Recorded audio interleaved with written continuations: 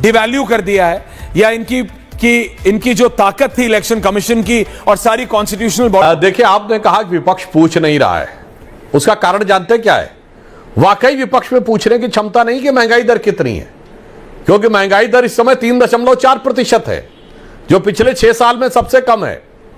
और जो आरबीआई का और वित्तीय संस्थाओं का एक आधार होता है कि 4% से नीचे की विकास महंगाई दर बहुत अच्छी कैटेगरी की मानी जाती है, उस श्रेणी में है।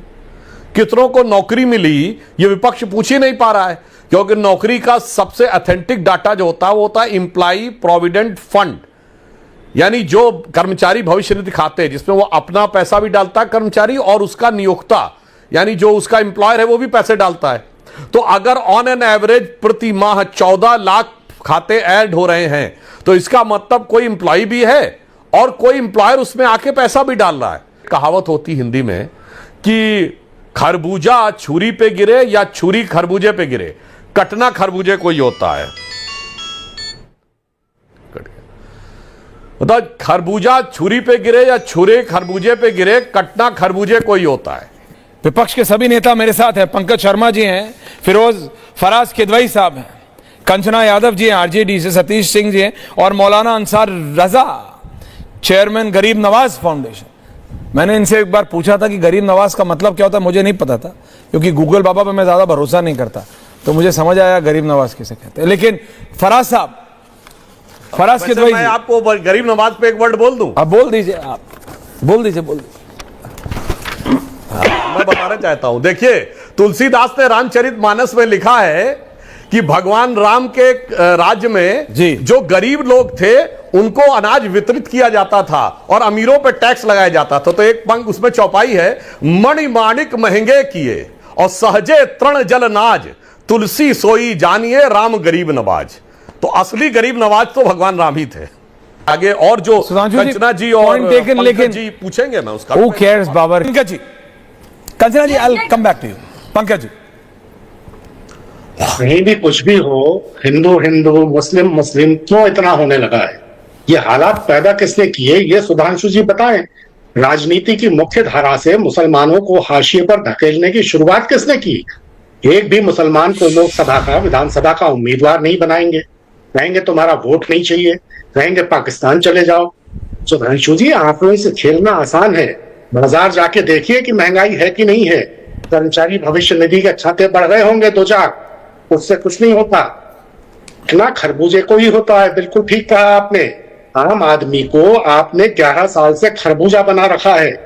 अमीरों पर टैक्स, गरीबों को अनाज, राम थे गरीब नवाज। वो क्या रहा है हिंदुस्तान में? अमीरों के लाखों करोड़ के कर्ज माफ किए जा रहे हैं, गरीब और आम आदमी घिरा हुआ है टैक्स के जंजाल में। पीसीओ किस्म के tax, GST, sales tax, service tax, octroi, custom, income tax, property tax, poll tax, education cess, entertainment tax, कौन सा टैक्स आपने छोड़ा है? ये हालत इस देश की आपने इस वक्त कर दी है। आप ये बताइए, विकास किसे कहते हैं आप? 2014 में 11 लाख से ज्यादा प्राथमिक विद्यालय थे, उनमें से करीब 1 लाख प्राथमिक विद्यालय इन 10 वर्षों में बंद हो गए। देश में सिर्फ 30,000 प्राथमिक स्वास्थ्य केंद्र हैं। 21% ग्रामीण घरों में आज भी नल नहीं है। जल जीवन मिशन में जो हजारों करोड़ रुपए का भ्रष्टाचार हो रहा है, उसकी खबरें रोज आ रही हैं, आप देख रहे होंगे। 2014 में जब नरेंद्र भाई मोदी पहली बार प्रधानमंत्री बने थे सुधांशु जी, तो उन्होंने कहा था कि 1000 दिनों में देश के 100% गांवों में बिजली पहुंच जाएगी। तब 18,452 गांव ऐसे थे जहां बिजली नहीं थी, सरकार ने उनको चिन्हित किया था।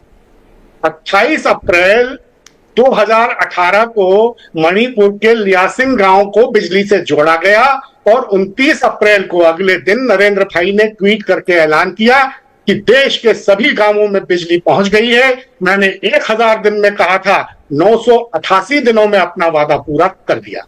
लेकिन असलियत क्या है? असलियत यह है कि 3 साल नहीं 11 साल हो गए और इन 18,452 गांवों में से सिर्फ 1,417 गांवों के हर घर में बिजली पहुंची है। यानी महज 7.25% वादा पूरा हुआ। देश के 3 करोड़ घर, सुधांशु जी, आज भी बिना बिजली के हैं। 2014 में ये विकास हुआ है। 2014 में अरबपतियों की तादाद देश में 109 थी, आज 334, 350 के आसपास हो गई। $900 बिलियन की संपत्ति उनके हाथ में है। एक चहेते उद्योगपति हैं, उनकी संपत्ति में पिछले 5 नाम साल लिया में करो ना, चहेते क्या होता है? करोड़ रुपए आपका तो नेता नाम लेते, नाम लेना चाहिए, कोई दिक्कत नहीं। अब क्या दिक्कत है? अब तो सबको आप नाम लिया करो। चहेते क्या होता है? आपको भी पर्सनल रिलेशन ठीक रखने हैं। नहीं, आपको भी पर्सनल रिलेशन ठीक रखने हैं ना। उन उद्योगपति की संपत्ति प्रतिदिन 1600 करोड़ रुपए की रफ्तार से बढ़ रही है। और गरीबी की रेखा क्या है? गरीब कितने? लेकिन जो फराज साहब ने कहा, जो पंकज जी ने कहा, खास तौर से इकोनॉमिक वाले आंकड़े, मैं उसके ऊपर आंख मूंद के मोहर मार देता हूं। ऐसा कौन सा विकास, कितना जीडीपी ले ले, कितना महंगाई दर ले ले, अरे भाई पूरे देश में क्या नौकरियां हो रही है? ईपीएफ से नौकरी चलता है क्या इस देश में? अब एक बात पंकज जी की बात को बता देना चाहता हूं। पंकज जी also। पंकज जी, आपने बड़े आराम से बोला वो चहेते उद्योगपति, तो मैं बताना चाहता हूं वो जो जिसको आप हमारे चहेते उद्योगपति कह रहे हैं, उसको सबसे बड़ा सोलर का प्रोजेक्ट मिला अशोक गहलोत की राजस्थान सरकार में, कितना? 60,000 करोड़ रुपए का। सबसे बड़ा माइंस का प्रोजेक्ट मिला भूपेश बघेल की छत्तीसगढ़ सरकार में, कितना?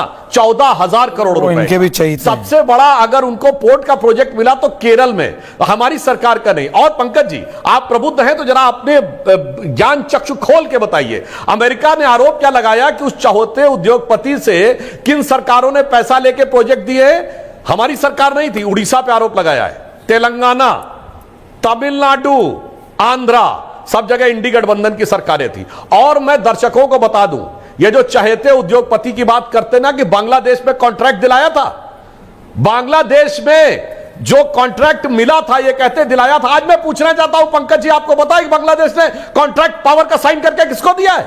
Energy Scarlet American company. Social media एक अलग ही है, लेकिन देखिए पंकज जी नाम नहीं लेंगे क्योंकि सबको एक कनेक्शन ऑन रखना है, चाहे वो पहले वाले ए हो या बाद वाले।